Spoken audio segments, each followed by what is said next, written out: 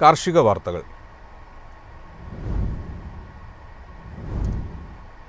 കാർഷിക മേഖലയിൽ 35,440 കോടിയുടെ 2 പദ്ധതികൾക്ക് തുടക്കം കുറിച്ച് പ്രധാനമന്ത്രി നരേന്ദ്രമോദി. രാജ്യത്തിൻ്റെ സ്വയം പര്യാപ്തതയും കർഷകരുടെ ക്ഷേമവും ഉറപ്പുവരുത്തുക എന്നതാണ് ലക്ഷ്യം. PM ധൻധാന്യ കൃഷി യോജന, ധാന്യങ്ങൾക്ക് വേണ്ടിയുള്ള മിഷൻ ഫോർ ആത്മനിർഭരത എന്നീ കാർഷിക മേഖലയിലെ 2 പദ്ധതികൾക്കാണ് പ്രധാനമന്ത്രി നരേന്ദ്രമോദി തുടക്കം കുറിച്ചത്. ഇറക്കുമതി ആശ്രിതത്വം കുറയ്ക്കുക എന്ന ലക്ഷ്യത്തോടെയുള്ള പയർവർഗ ദൗത്യം ഉൾപ്പെടെയുള്ള സംയുക്ത പദ്ധതികളാണ് പ്രഖ്യാപിച്ചത്. കൃഷി, മൃഗസംരക്ഷണം, മത്സ്യബന്ധനം, ഭക്ഷ്യസംസ്കരണ മേഖലകളിൽ 5,450 കോടിയിലധികം രൂപയുടെ പദ്ധതികൾ നടപ്പിലാക്കും. കൂടാതെ 815 കോടി രൂപയുടെ അധിക പദ്ധതികളും മോദി പ്രഖ്യാപിച്ചിട്ടുണ്ട്. 24,000 കോടിയുടെ പദ്ധതിയിൽ വിളവൈവിധ്യങ്ങൾ പ്രോത്സാഹിപ്പിക്കുക, ജലസേചന സംവിധാനങ്ങൾ, സുസ്ഥിര കാർഷിക വികസനം, വായ്പകൾ ലഭ്യമാക്കുക എന്നതാണ് ലക്ഷ്യം.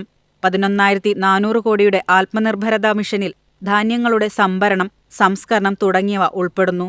ഉൽപാദനക്ഷമത വർദ്ധിപ്പിക്കുക, വിളവൈവിധ്യവൽക്കരണം പ്രോത്സാഹിപ്പിക്കുക, ജലസേചനവും സംഭരണവും മെച്ചപ്പെടുത്തുക, തിരഞ്ഞെടുത്ത 100 ജില്ലകളിൽ വായ്പാ ലഭ്യത ഉറപ്പാക്കുക എന്നിവയിൽ ഈ പദ്ധതി ശ്രദ്ധ കേന്ദ്രീകരിക്കും. News desk MyFin TV. സംസ്ഥാനത്ത് രാസവളങ്ങൾ കിട്ടാനില്ല, കർഷകർ ആശങ്കയിൽ. 1 മാസത്തോളമായി പൊട്ടാഷ്, യൂറിയ, കൂട്ടുവളങ്ങൾ എന്നിവയ്ക്ക് ക്ഷാമം നേരിടുകയാണ്.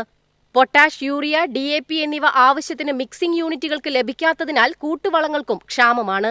വാഴ, പച്ചക്കറികൾ എന്നിവ പോലുള്ള വിളകൾക്ക് 15 മുതൽ 20 ദിവസം ഇടവിട്ട് വളപ്രയോഗം നടത്തണം. കപ്പ, ചേമ്പ്, ചേന തുടങ്ങിയ കിഴങ്ങുവർഗ്ഗങ്ങൾക്കും വളം നൽകേണ്ട സമയമാണിത്. ഇപ്പോൾ വളം കൂടി നൽകിയില്ലെങ്കിൽ ഉൽപാദനം തീരെ കുറയുകയും കൂലിച്ചെലവ് പോലും കിട്ടാത്ത അവസ്ഥ ഉണ്ടാകുമെന്നുള്ള ആശങ്കയിലാണ് കർഷകർ. മഴക്കൂടുതൽ കാരണം റബ്ബറിന്റെ ഇല പൂർണ്ണമായും കൊഴിഞ്ഞു. തെങ്ങിന് മച്ചിങ്ങ പൊഴിച്ചിൽ, കൂമ്പ് ചീയൽ, കവുങ്ങിന് മഹാളി, ഇലപ്പുള്ളി രോഗങ്ങൾ എന്നിങ്ങനെയുള്ളവ കാരണം കനത്ത വിളനാശമാണ് സംഭവിച്ചത്. തൊഴിലാളികളെ സമയത്ത് കിട്ടാനില്ലാത്തത് മറ്റൊരു പ്രശ്നമാണ്. News desk MyFin TV. Kochi ലേലകേന്ദ്രത്തിൽ ഓർത്തഡോക്സ് തേയില വില ഉയർന്നു. ഇറാഖിൽ നിന്നുള്ള ഡിമാൻഡ് കൂടിയതാണ് വില ഉയരാൻ കാരണം. ഇറാഖിൽ നിന്നുള്ള വാങ്ങലുകാരാണ് കൊച്ചിയിലെ ഓർത്തഡോക്സ് തേയില വിപണിയെ താങ്ങി നിർത്തിയത്. ഏതാണ്ട് 4 രൂപയാണ് വില ഉയർന്നത്.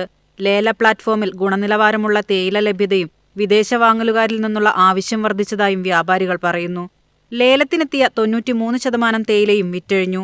കോമൺവെൽത്ത് രാജ്യങ്ങൾ, മിഡിൽ ഈസ്റ്റ് രാജ്യങ്ങളിലേക്കുള്ള കയറ്റുമതിക്കാർ എന്നിവർ ലേലകേന്ദ്രത്തിൽ സജീവമായിരുന്നു. CTC തേയിലയ്ക്കുള്ള ആവശ്യക്കാരും ഏറെയാണ്. വിൽപ്പനയ്ക്കെത്തിയതിൽ 92% വിറ്റഴിക്കപ്പെട്ടു. News desk MyFin TV. Keezhanthoor കാപ്പിക്ക് പ്രിയമേറുന്നു. ഗുണമേന്മയിലും രുചിയിലും മുൻപന്തിയിലാണ് ഇടുക്കി, കാന്തല്ലൂർ ഭാഗങ്ങളിൽ കൃഷി ചെയ്യുന്ന ഈ കാപ്പി ഇനം. ഇടുക്കി ജില്ലയിലെ കാന്തല്ലൂർ, കീഴാന്തൂർ ഭാഗങ്ങൾ ഉൾപ്പെടുന്ന 5 നാട്ടിലാണ് ഈ കാപ്പി കൃഷി. മറ്റ് കാപ്പിക്ക് കിലോയ്ക്ക് 50 രൂപ വരെ പരമാവധി കിട്ടുന്നത്. അതേസമയം കീഴാന്തൂർ കാപ്പിക്കുരു പഴുത്തതിന് കിലോയ്ക്ക് 80 രൂപയാണ്. ഇത് 100 തൊടുമെന്ന പ്രതീക്ഷയിലാണ് കർഷകർ. കാലാവസ്ഥാ വ്യതിയാനത്തിൽ നിലവിൽ ഉൽപാദനം കുറവാണെന്നതും വില ഉയർത്തുമെന്ന പ്രതീക്ഷയിലാണ് കർഷകർ. കാവേരി, സിലക്ഷൻ, അറബിക്ക ഇനം കാപ്പിച്ചെടികളാണ് പ്രദേശത്ത് കൂടുതലായുള്ളത്. വിദേശ വിപണികളിലും കീഴാന്തൂർ കാപ്പിക്ക് ഡിമാൻഡ് ഏറെയാണ്. സെപ്റ്റംബർ, ഒക്ടോബർ മാസങ്ങളിലായാണ് വിളവെടുപ്പ്. കീഴാന്തൂരിലെ കാപ്പിക്കു പുറമെ 5 നാട്ടിലെ മറയൂർ ശർക്കര, ചന്ദനം, ശീതകാല പച്ചക്കറികൾ എന്നിവയ്ക്കും മികച്ച ഗുണനിലവാരമാണുള്ളത്. News desk MyFin TV.